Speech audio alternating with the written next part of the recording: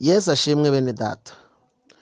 Nejejwe n'Imana mu mutima impaye uyu mwanya wo kugira ngo twongere tuganire ijambo ry'Imana, kandi ndumva uyu munsi ijambo Imana yashyize ku mutima wanjye ari ijambo riguhatira nanjye rikampatira kumenya umugambi Imana igufiteho, kumenya urugendo wagendanyemo n'Imana, bityo bikaguhesha gutekereza n'icyo Imana yiteguye gukora ku buzima bwawe. Nge rero mukomeje kuganira n'ubundi ni Moise Sindayigaya. Reka dusome ijambo ry'Imana. Turasoma mu Itangiriro ibice byaho 28 umurongo wa 12, hanyuma tuze gusimbuka tujye mu bice 31, hanyuma umurongo wa 13. Reka dusome twumve uko havuga. Haravuze ngo ararota abona urwego rushinzwe hasi rukageza umutwe mu ijuru, abamarayika b'Imana baruzamukiraho bakarumanukiraho. Ibice 31 umurongo wa 13 bavuga ngo ndi Imana y'i Beteli, aho wasigiye amavuta ku nkingi ukamiga umuhigo, haguruka uve muri iki gihugu usubire mu gihugu wavukiyemo. Amen. Ngira ngo rero ngire ijambo ry'Imana tujye kuganira. Nahaye umutwe cyangwa se intego ivuga ngo ni Imana izirikana. Imana yacu bene data irazirikana, niyo umuntu we yaba atabizirikanye, ariko mu mugambi wayo Imana yacu irazirikana.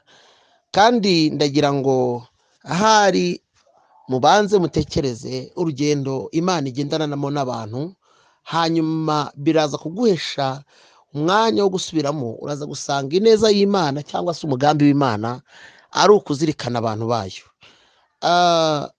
Uyu nguyu dusomye cyangwa se izi nkuru zivuga, uyu ni Yakobo umuhungu wa Isaka wa Aburahamu. Uyu Yakobo ari waje guhinduka Isiraheli. Imana yamuzirikanye ite?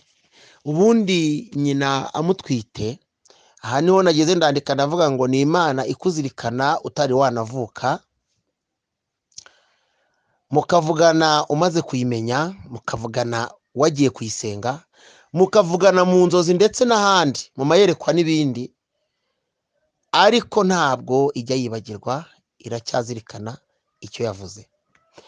Yakobo atari yavuka ngo nyina batwite, nyina yitwaga Rebeka,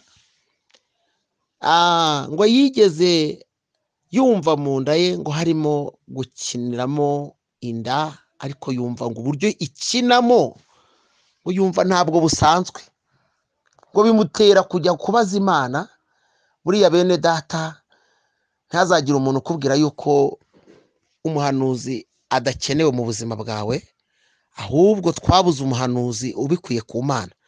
Duhura n'abahanuzi babyishakamo cyangwa se babidukorera badutuburira kubw'inyungu bafite, ariko umuhanuzi ubivanye ku mutima w'Imana arakenewe. Akenewe n'igihugu, akenewe n'itorero, akenewe n'abakirisito, akenewe n'isi. Uyu muhanuzi arakenewe. Ahubwo mbaza ngo wamumenya ute? Bibiliya iravuga ngo muzabamenyera ku mbuto zabo. Ntabwo ndi bukubwire byinshi aho ngaho, kereka nukenera ubusobanuro burenze uzampamagare twunganirane. Ariko reka tugaruke ku ntego. Ngo nyina ajya kubaza Imana, Imana iramwibwirira ngo mu nda yawe harimo amahanga abiri, kandi umuto azayobora umukuru, azategeka umukuru, umukuru azaba umugaragu w'umutoya. Aya magambo nyina arayabika, ngo ndetse mu gihe cy'ivuka Esawu avuka ari cyoya, ngo bamwita Esawu, ariko Yakobo ngo aza rwose umubiri we unoze cyane, ngo ariko azafasha agatsitsino ka mukuru we. Ahantu ntago shaka kwatinda, ariko nagira ngo mbabwire ngo muri ubwo buryo bwo kuvuka nabwo kuza afasha agatsitsino ka mukuru we hari icyo byavugaga. mu buzima busanzwe Yakobo bisobanura umuriganya, ariko noneho Yakobo uyu nguyu ngo yakuze yibera mu mirimo yo mu rugo, yibera mu ihema. Esawu nawe ngo akura ari umuhigi, ngo akunda kujya guhiga. Igihe kimwe ngo aza akoza. Iyo bivuze ngo umuntu yaje akoza biba bisobanuye ngo ni inzara ivanze n'umunaniro mwinshi. Yari afite inzara nyinshi ariko iri kumwe n'umunaniro mwinshi. Aho rero niho yasabiye ibitukura Yakobo. Yakobo yatetse, byari ibishyimbo. Yakobo aramubwira ngo kireka nitugura ubutware bwawe. Undi nawe aramubwira ngo ntacyo bumariye kuko ngiye gupfa. Mwene data uramenye utazagurisha ubutware bwawe cyangwa ugakeresa icyo Imana yakuvuzeho, ushingiye ku bigeragezo uhuye nabyo, ushingiye ku mubabaro ufite, bikagutera gutesha agaciro icyo Imana yakuvuzeho. Aho Bibiliya iravuga ngo nuko Esawu yakeresheje umugabane w'umwana w'imfura, awugurisha ibyo kurya. Dore ikintu cyambabaje, ibi biryo nubwo Yakobo yabimuhayeho baguze ubutware, ariko nyamara byari ibiryo byatekewe umuryango wose. Bisobanuye ngo iyo Esawu yihangana n'ubundi bari kubyarura akabiryaho kuko byari byatekewe umuryango, kandi nawe yari uwo muri uwo muryango. Rero Bibiliya ntivuga ngo kwihangana ukarindira byemeza umutware. Nubwo wahura n'ibikunyeganyeza, nubwo wahura n'ibikugerageza, nubwo wahura n'ibigutera ubwoba, nubwo wahura n'ibikubuza amahoro, nubwo wahura n'ibikwambura imibereho, ariko ukabona biri kugutera ubwoba, uramenye, ntuzivumbure, ntuzakerense, ntuzatesha agaciro impano y'Imana ikurimo, kuko ni umugabane abera bahawe rimwe bakazawugumana iteka. Iyo uwukeresheje ubutakaje agaciro kawe. Hanyuma rero uyu muhungu ngo yirira ibishyimbo, ubutwara arabugurisha. Bukeye se ngo aramubwira ngo genda umpigire inyama ziryoshye uzintekere, hanyuma ndaje nanjye ngo uheshe umugabane w'umwana w'imfura. Ariko nyina ngo aritaye mu gutwi yibuka yuko Imana yavuze yuko Yakobo ari uzayobora, ngo nawe abaga umwana w'ihene. Barangije barawuteka neza, inyama ziryoshye. Birumvikana inyama Isaka yakundaga, umugore we ntiyari kuziyoberwa, ngo baraziteka. Uyu muhungu ngo bamwambika uruhu rw'ihene, bamushyiraho n'icyo bita ubujeni, ngo barangije bamwomekaho ubwoya, amera nka cyoya nyine kugira ngo amere nka Esawu. Uyu muhungu ndashaka kuvuga ijambo rivuga ngo Imana yacu irazirikana. Uyu muhungu ngo ise kuko yari ashaje cyane atakibona, ngo aramukuru aramwegereza, ngo akamubwira ngo ijwi ndumva uri Yakobo, ngo ariko nakora ku ruhu nkumva ni Esawu. Ngo ariko kuko yumvaga nta yandi mahitamo, nta bundi buryo, aramukorakora buri uko abigenza. Mwana nawe amwegereza isahani y'inyama zitetse neza. Musaza yumvisha impumuro yirira inyama, arangije ngo amuheshe umugisha, arawumuha. Amuha uwo mu kirere, amuha uwo ku butaka, amuha uwo mu mazi, amuha umugisha w'amoko yose, amuha uwo mu nda n'uwo mu kuzimu. Aramubwira ngo nguhesheje umugisha, arawumuha, arakunguta, ntiyagira na gake asigaza. Hamaze kuwumuha rero, umuhungu ngo amaze kuva imbere ye, Esawu nawe yarahingutse, ariko ise aramubwira ati murumuna wawe yamaze kuwugutwara, nta na muke sigaranye. Aho niho havuye urwango, ariko hava ise yari yamubwiye ijambo rikomeye, aramubwira ngo dore mukuru wawe yashatse mu banyamahanga b'abanyakanani, ariko wowe uramenye ntuzashake abagore b'abanyamahanga, uzashake muri bene wanyu. Aho rero ni naho rwabaye urugendo rukomeye, aho yarahagurutse yerekeye kwa nyirarume witwa Labani. Ubwo birumvikana ko ari kwa musaza wa nyina, ngo yerekeyeyo arimo kugenda. Bibiliya twibwira ngo yari afite inkonisa. Iyo ngeze ku nkonisa, iyo umuntu avuze inkonisa bisobanuye ngo ni inkoni itagira ikindi, ni inkoni itagira ikindi yari afite cyangwa yari yitwaje. Nta mafaranga, nta muryango, nta bushobozi, nta mpambi itubutse, ni ijambo rivuga ngo ni inkoni yonyine. Hari abantu bahagurutse nta kindi kintu bafite keretse Kristo wenyine, akigwatiriza imfubyi ikiga, akigwatiriza ukabona aragushyingiye, akigwatiriza ukabona ubuzima burahindutse, akigwatiriza, ukabona gutuje i Kigali, akigwatiriza cyangwa n'ahandi, kuko aho abantu batuye ni henshi hatandukanye. Yesu Kristo ajya yigwatiriza agahindura ubuzima bw'umuntu atitaye ku kintu icyo ari cyo cyose, atitaye kuri kavukire, ahubwo ashingiye kuri yo yavuganye n'uwo muntu. Imana ishimwe, Imana ishimwe. Arangije ngo ahagurukane inkoni se, ngo ageze mu nzira buramwirana, bumwiranye ngo yisegura ibuye. Nasomye Bibiliya nza gusanga ngo kwisegura ibuye, ubundi twebwe mu buzima busanzwe twisegura imisego irimo imyenda, kuko ibuye uryiseguye ryakwangiza. Ariko naje gusoma sanga ngo bo bari barabimenyereye, ngo kuko n'ubusanzwe biseguraga ibintu by'ibyuma. Kwisegura ibuye rero n'ubundi wiseguraga icyuma birasa, ngo ntacyo byamutwaye, ahubwo yarose neza agira ijoro ryiza. Imana nayo kugira ngo imwereke ko nubwo ari mu rugendo ariko ikiri kumwe nawe, ariyo Mana yatangiranye nawe, ariyo Mana yamubuze ataravuka, ngo itera urwego ku mutwe we, agira iyerekwa rikomeye, akabona abamarayika b'Imana bazamuka abandi bamanuka. Haleluya. Ngo aba bamarayika ngo barazamukaga abandi bamanuka, abona urwo rugendo ruramunezeza. Arangije ngo aravuga ngo naraye mu marembo y'ijuru. Haleluya. Ngo avuga ngo naraye mu marembo y'ijuru, ngo aha hantu hari Imana nanjye sinabimenya. Akora ikindi kintu gikomeye cyitwishurirwa, ngo afata ibuye ngo arishinga aho hantu, ngo arisukaho amavuta, ngo arangije ahita i Beteli, ngo aravuga ngo Mana nuramuka ungaruye mu gihugu cy'iwacu, iki gihugu ninyigarukamo ntapfuye, nukingaruramo mfite umugisha, numa kukibamo, numa kugihagararamo, nzahubaka inzu yawe, maze abantu bajye bayisengeramo, bamenye yuko navuganye n'Imana ishobora byose.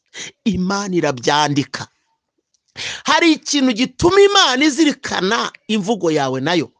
Icyo wavuganye n'Imana wari ukwiye kukigiriraho indahiro, ukavuga ngo nanjye Mana nunkorera iki ngiki nzabigenza gutya. Ni byiza ko umuntu w'Imana aha agaciro icyo Imana ikoze. Ntukarangare mwene data, ntukabure ubwenge. Imana ikubwiye ngo nzakugirira gutya, ujye uzirikana icyo Imana ivuze, kuko ni Imana itavuga amasigara cyicaro, kandi ni Imana ishobora byose. Arangije kuvuga aya magambo, aravuga ngo Mana nanjye nguhigiye umuhigo, nungarura mu gihugu cy'iwacu nzakubakira inzu yawe hano. Aya magambo aragenda igitsikamutima ku mutima w'Imana. Imana irayazirikana, irayandika, iravuga ngo nubwo nakwiyeretse nkakwereka yuko ari ngewe wakubuze utaravuka, ariko nawe unyeretse ku mutima wawe uhamanya n'uwanjye yuko urugendo urimo urugendanyemo nanjye. Aya magambo yayagendanyemo n'Imana ageze kwa Labani, bisobanuye ngo aho ngaho niho yaherewe imbaraga, cyangwa niho yabereye umunyamugisha wuzuye, kuko yarahahuriye n'Imana mu buryo budasanzwe. Agera kwa Labani ari umunyamugisha. Labani yagerageje kumuriganya ibihe bitandukanye, aramuriganya ngo kugeza ubwo byafashe ubusa, biba ngombwa ko yemera. None aravuga ati nta kirakora, reka nemere njyewe n'ubundi uyu muhungu muhereze ibihembo navuganye nawe. Arabimuha, ngo arazamuka atera imbere kugeza ku rwego abahungu ba Labani ngo batangiye kujya bitotomba bavuga ngo ubutunzi bwa data arabutumazeho, atumazeho ubutunzi.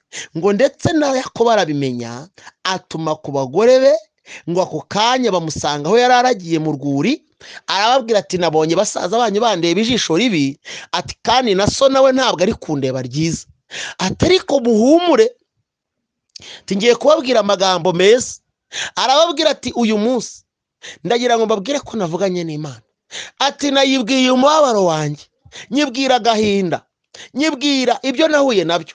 Imana yemera kundwanirira, yemera yuko mpaguruka ngasubira iwacu. Ati kandi yansuye. Akibibwira abagore be, yari yaraye arose cyangwa se yasenze, Imana imwihishurira mu buryo bubiri. ubwa mbere ikimugeraho yaramubwiye ngo humura ndi Imana yawe y'i Beteli. aho washinze urutare ukarusukaho amavuta. Aramubwira ngo ndi Imana yawe y'i Beteli.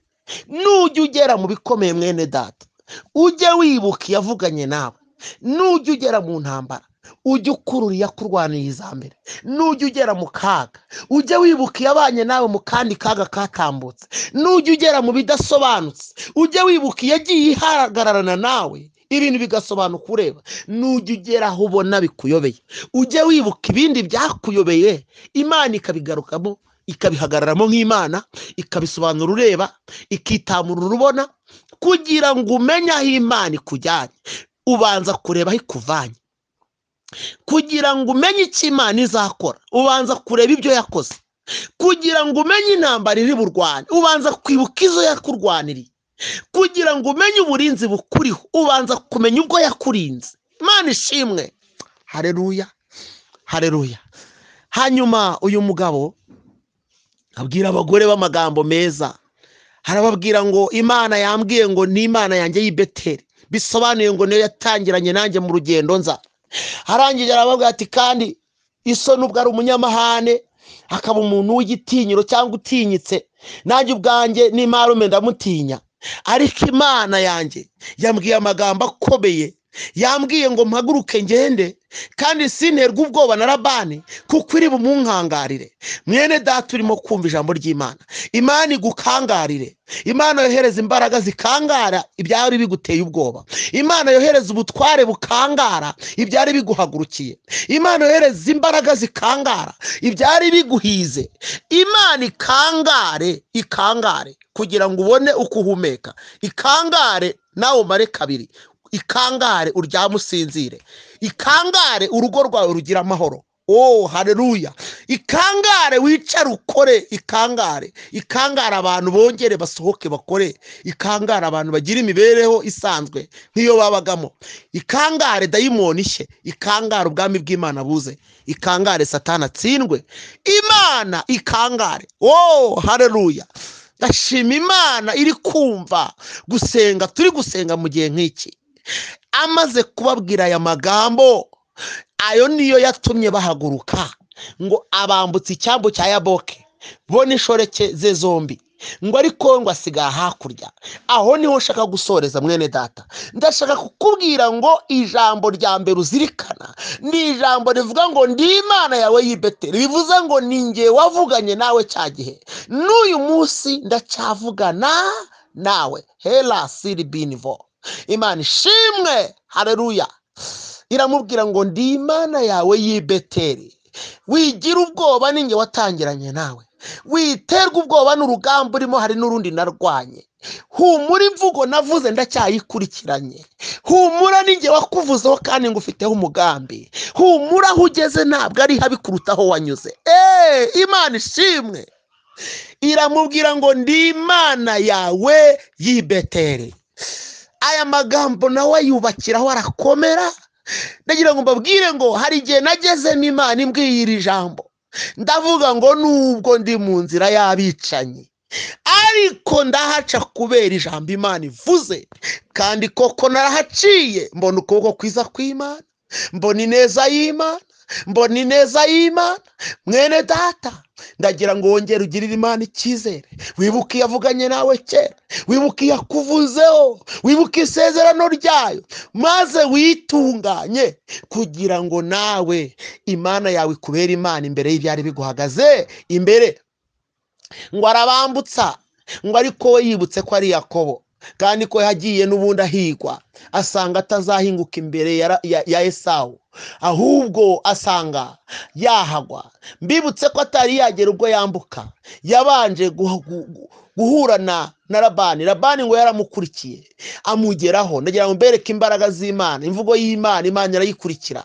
Labani ngo aramukurikira amugezeho ngo kuko marayika yari yarayamukangaye. Labani abirengaho. Hari n'igihe rimwe na rimwe Imana idukangarira, abo yakangaye bakabirengaho bagakomeza bakatwirukankana. Ariko nagira ngo nkubwire ngo ntabwo Imana ikorera ubusa. Ishobora gukora ukibwira ko itakoze, ariko icyo yakoze kikazagira ingaruka imbere ukabibona yuko yari yakoze. Ngo Labani arabyirengagiza amwirukaho aramukurikira. Akimugera aramubwira ngo nta kindi ngushakaho, ni imana zanjye mwatwaye. Undi aramubwira ngo ntazihari. Icyo kora ko umugore we yarazicariye,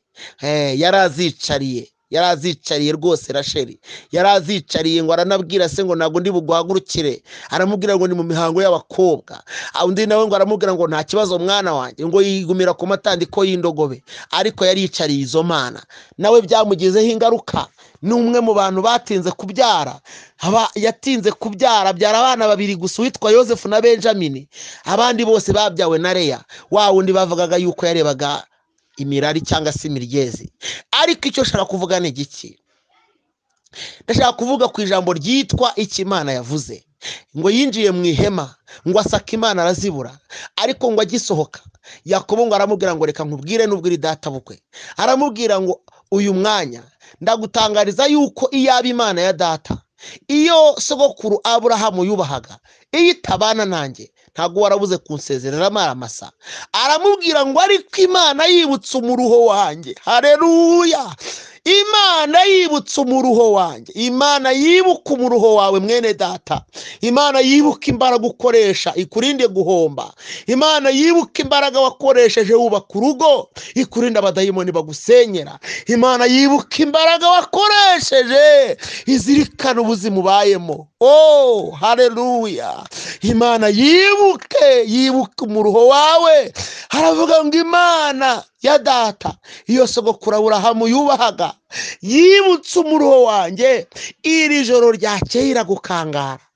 Ayo magambo yaciye intege Labani agira ubwoba bukomeye. Aravuga ngo kumbi marayika waraye ndi hejuru n'inkota yari yasuye Yakobo, amubwira yuko angendereye.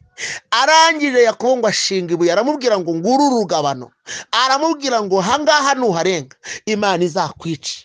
Aya ni amagambo akomeye asobanura ngo hari igihe Imana igushyiriraho bariyeri abadayimoni batarenga. Hari igihe Imana igushingira igiti ikaguha agaciro. Hari igihe Imana iguhagararaho dayimoni gahunga. Hari igihe Imana lebo enedorone shande kostire binifo igitanga itegeko rirengera umuntu ititaye ku kintu icyo ari cyo cyose. Yakobo ngo yambutsa abagore be bombi, ngo yambutsa n'inshoreke ze zombi.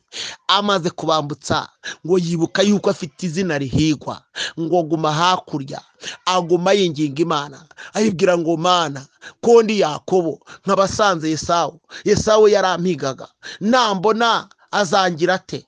Ngo iryo jambo ritera Imana kohereza marayika ngo araza amusangaho, ngo barakirana, ngo burinda bwenda gucya. Ngo ariko Yakobo yavugaga ijambo rimwe, ngo marayika aramubwiraga ngo ndekura, ngundi akamubwira ngo sinkure kurutamaye umugisha. Bisobanuye ngo yari yamaze kumenya uwo ari kumwe na uwo ari we. Mwene data, menya yuko agakiza wakiriye ari impano iruta ibindi, ni umugisha uruta iyindi, ni amahirwe aruta ayandi, ni agaciro karuta kandi. Witesha agaciro ibikurimo, wishaka kwivanga n'abiki gihe, wikwihindura nk'abisi, wisa n'abapagani. Tekereza umugambi Imana igufiteho, ubaha iby'Imana yashyize muri wowe. Gendera mu nzira nziza z'Imana, gendera mu nzira zo gukiranuka. Wishaka kumera nk'abiki gihe, wifata impu zombi, wisa nk'utarakebwe, wimera nk'abiki gihe. Tandukana n'ibizira, tera umugongo ibidafite umumaro. Imana yubaka ibikurimo, Imana iha agaciro ibikurimo. Aya magambo ngo yatumye marayika amubaza ngo urinde. Aramubwira ngo ndi Yakobo.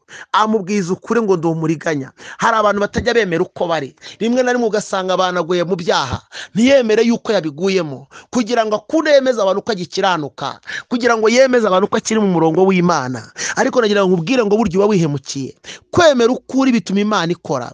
Kwemera intege nke zawe byatuma Imana iguhindura amateka. Mu bintu bijya bituma Imana ikorana n'umuntu, ni ukumenya yuko yahuma hahumanye cyangwa ari mu murongo uhumanye. Mu bintu byatumye Imana isubiza Daniel ni ukumenya yuko avuka mu muryango mubi ngo akiha n'ibyaha bye n'ibya bene wabo. Ntugatekereze yuko Imana yirengagije ibicumuro byawe gusa, nawe ugomba kubigiramo uruhare ukamenekera imbere y'Imana, kuko ngo ntijya yirengagiza umutima umenetse. Aleluya, Imana ishimwe.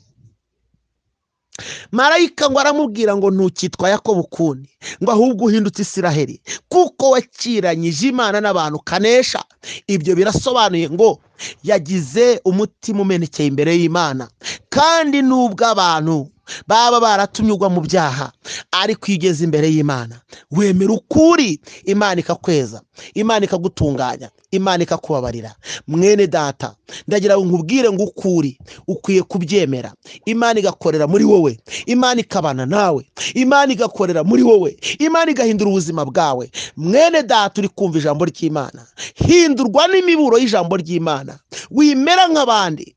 Reka da, Imana izakubaza ku giti cyawe, ntabwo izabaza ishyirahamwe cyangwa koperative, izabaza wowe n'umutima wawe. Kandi ibyo wagomba gukora urabizi. Umuntu wese ntabwo akwiye kwiyobagiza imbere y'Imana. Haba hari ijwi rivuyeyo rikubwira ngo nubwo uri kubikora, ibi ntabwo bijyanye n'ubushake bwanjye. Ndagira ngo nkubwire ngo ntukitwaze abantu, ntukitwaze uwo muri kumwe, ntukitwaze imbaraga zikuri hejuru. Kiranuka n'ibyo Imana igusaba, kuko gukiranuka biruta ibindi, kandi gukiranuka ni imibereho. Mwene data, ijambo ry'Imana riri kuvuga ngo ukwiye kwemera ukuri. Yemera ko ari Yakobo, yemera ko ari umuriganya. Ari n'abantu batigeze bakira ibyaha, batigeze bakira ibibarimo, batigeze bakira ibibariho, bitewe n'uko batigeze babyemera. Iyo yiherereye abwira abantu ngo iyo yiherereye yaturira Imana. Hari abantu bigize intwari zo kwiyaturira, agasambana, akica, akiba, akiyaturira. Ntabwo uzababarirwa. Niyo mpamvu Yakobo yavuze ngo mwaturane ibyaha byanyu kugira ngo mubabarirwe. Reka nkubwire ngo ntabwo byakunda niba warasambanye, niba waribye, niba uri umunyantege nke mu bundi buryo. Ibyaha byawe ukwiye kumeneka imbere y'Imana, ukemera ukuri, Yesu akakugirira neza. Hari abantu bashaka kugira ngo bagaragare mu maso y'abantu ko ari inyangamugayo, ko ari abakiranutsi, ko ari abakirisito beza, ko batatandukiriye. Nyamara imitima yabo imbere y'Imana, Imana yaramaze gusiba amazina yabo bitewe n'uko bacumuye, bagatandukira, ntibemere no guca bugufi ngo bemere uko bari. Ariko uyu munsi wa none ndagukangurira kwemera intege nke zawe, bizaguhesha amahirwe yo kugaruza ubugingo warunyazwe. Kuko iyo umuntu agihumeka biba bigishoboka. Mwene data aravuga ngo ndi Yakobo. Imana iti ntabwo ukiswe Yakobo ukundi, ahubwo ubaye Isiraheli, kuko wakiranije Imana n'abantu kanesha. Ndagira ngo mbabwire ngo akimubwirira ijambo bari bamaze umwanya munini bakirana. Amubwira ati ntabwo nkure kuri utampaye umugisha, simva ahangaha utankuye hiri izina ribi. Hari izina ribi ufite, hari izina ribi ry'umuryango uvukamo, hari izina ribi ry'amateka wakuriyemo, hari izina ribi ry'ubuzima wabayemo, ariko ukwiye kuryamburwa no kwemera ukuri. Hari n'abantu biyemera, kiyemera jewe ndi umuntu ukomeye, iwacu twari abangaba. Reka da, emera ukuri, Yesu akugirire neza, ntacyo bigutwaye. Kandi niyo waba umeze nabi, Imana nihindura amateka y'abantu abari bo bose. Arangije kuvuga iryo jambo ngo ahinduka Isiraheli, bisobanuye ngo mukuru we Esawu yahigaga Yakobo, none agiye kubona Isiraheli. Urumva rero uwahigaga Yakobo ntabwo ari buhiga Isiraheli, kuko nta mazina biratandukanye. Ibyo biravuze ngo iyo tumaze kwemera uko turi, Imana iduhindurira izina, ikaduha izina badahiga, ikaduha izina batabasha, ikaduha izina bataroga, ikaduha izina badaterekerera, ikaduha izina batamurika kwa nyabingi, ikaduha izina abadayimoni batabasha, abakonikoni badashobora. Haleluya, haleluya, hey, haleluya. Ikuha izina badashobora, kuko ni Imana ishobora byose, kandi ikora ibyo ishaka mu ngabo zo mu ijuru no mu isi. Reka mbabwire ngo bene data, wemera ukuri, Yesu akugirire neza. Wemera ukuri, Yesu akwambika imbaraga. Wemera ukuri, Yesu agukomeze. Reka dusengane Imana, wowe nshuti mwene data ukurikiye ijambo ry'Imana, kugira ngo Imana iruhure ubugingo bwawe, kandi utekereze ko ari Imana izirikana. Hanyuma ntuteshe agaciro umugambi wayo ku buzima bwawe, uyiha umwanya ikore, kandi nikorana nawe uzabona ineza yayo. Imana ibagirire neza kandi bamugisha. Shalom Shalom. Reka dusengane Imana. Mana yacu turagushimiye kuko uri Imana y'amahoro, Imana igira neza, Imana yera kandi Imana izirikana. Zirikana abantu bawe, ubakomeze, ubasayure aho bari barasaye, ubibuke amasezerano mwasezeranye, ukomanga imitima yabo. Buri wese umukangurire gukiranuka mu maso yawe, umurinde gusaya no gushahisha, ahubwo umuntu wese umwigishe gukiranuka no gukiranuka aho abantu bareba naho batareba, kandi umwigishe ibyo ushaka, umuhe gutinya ibyo wanga, kugira ngo guhera none uyu munsi abantu bawe bakiranuke kandi baboneke mu maso yawe, ubwami bwawe buganze ubugingo. Bityo guhera none ugenda ukubitiza imbaraga zigenda zihebesha abantu bakava mu byizerwa bagashayisha bagakora ibizira, ahubwo umuntu wawe umugarurire mu buntu bwawe kandi umuzane mu maso yawe. Bityo urwane intambara nziza ku bw'abantu bawe, abera bawe hirya no hino ubarwanirire, ubakureho mwami umwuka mubi wose n'imbaraga zibahiga, satani n'abadayimoni bahunge. Bityo ubuzima bwabo buve mu kaga, twakiriye impinduka ndetse n'ihumure riguturutseho. Ubuzima bw'abera butabarwe nawe, ikiganza cyawe gisayura bari bamaze gusaya. Bityo ineza yawe iganze, satana burira ijambo mu mitima y'abera, wakire amashimwe aturutse mu mitima y'abagushima. Urakoze ku bwa byose udukoreye, izina ryawe nirihimbazwe, tugucira bugufi mu izina rya Yesu Kristo, amen. Imana ibaganze, ibahe umugisha. Reka mbabwire ngo ijambo ry'Imana rihindura amateka yanyu, kandi kubwo gusenga dusenga nta kabuza Imana izakorana natwe. Murakoze cyane, ndabakunda cyane, amen.